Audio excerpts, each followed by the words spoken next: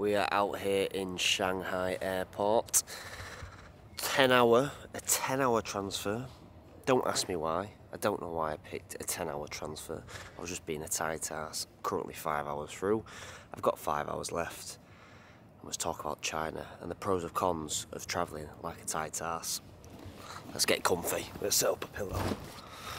Oh, just have a little nap. Don't know about you, but when I travel by myself, I don't like having anything on the floor just because I think people can nick it. But my first impressions of China, the people, and I'll be honest, they're rude, very rude. They barge you, they don't say please and thank yous, they push you out the way. Even this one lady asked for some food, did a gesture, like where's the food? She worked here. She started screaming in Chinese. If I spoke to you in English, it obviously means I can't speak Chinese. She then carries on to scream Chinese, and I'm like, I don't understand. She then goes in English, it's down there, just go straight, go away. And I'm thinking, why don't you just speak English from the get-go? I didn't really understand, but first impressions of the people, pretty rude. Now the food, I'm impressed with the food. Paid £8 for a ramen and a water, 28p. Food is cheap in the airport, and that's not really known of. That's an uncommon thing. Normally it's quite expensive in the airport. So I'm very impressed with the food. Don't get me started about the Wi-Fi though. Wi-Fi, I got enough to get a message saying I do not have accommodation for when I get to Thailand, because I booked an Airbnb just before I left England and that didn't go through. But I don't have enough Wi-Fi to book a new one. Social media's banned, Google's banned. The only notification I get is through my bank to say I've spent some money.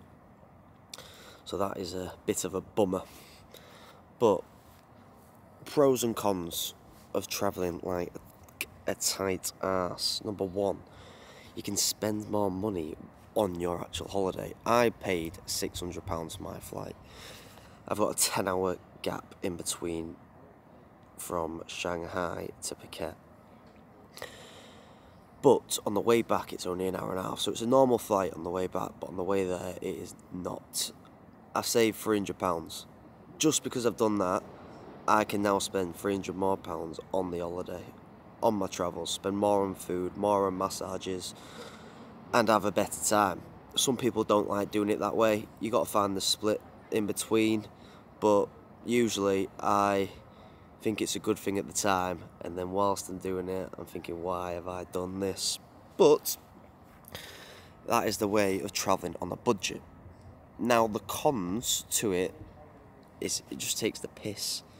I've been travelling for, let me get my phone out because I don't even know, I think I've been travelling for about a day. 1 o'clock. About a day, I think, so far. I had to go to London the day before as well, but it's just very, very long.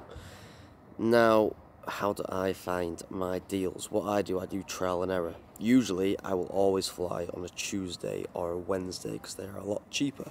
But due to the fact it being New Year, it's not really the case this week. But if it was any other week, Tuesday or Wednesday, they are your days to fly. They are the cheapest ones.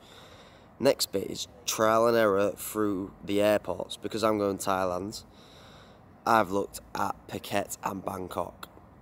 And then in England, I look at Manchester or London. So it's just trialing between the two, of doing multi-city, doing London maybe on the way there, Manchester maybe on the way back, and literally finding the cheapest deal.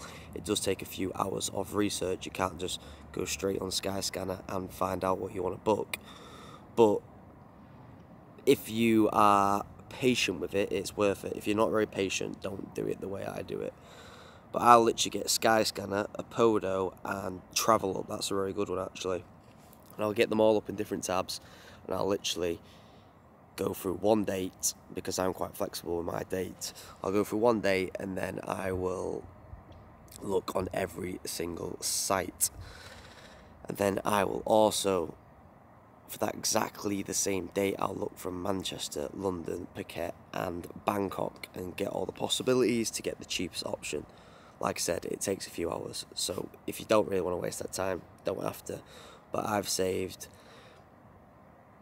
this time, not quite as much, 350 I'd say, doing it this way. I've had a flight before for 150 quid, which I've never seen it so cheap before in my life, instead of paying 500 for a one-off. So it's worth it if you are up to having the patience to do so.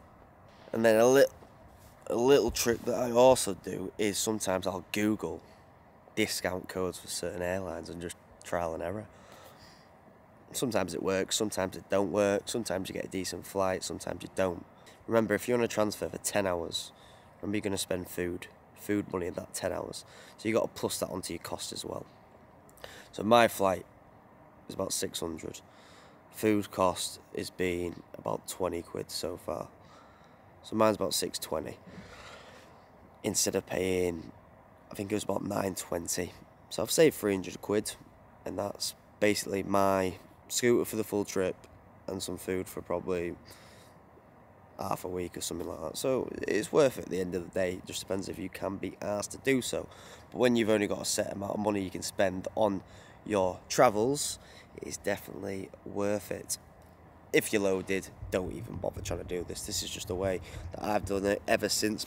Whilst being a fighter, I've got more money to spend now than I did on my very first trip, but it's just been a habit, so it's installed within me. My first trip, I think I spent £1.5 grand. I think I got my flights for £380 on my first trip. That is the best prices you're probably ever going to get. That was pre-COVID. Since 2018, that was my first trip. I've just done it ever since, and it's stuck with me. And not only just to go to Thailand, I do exactly the same with other places as well.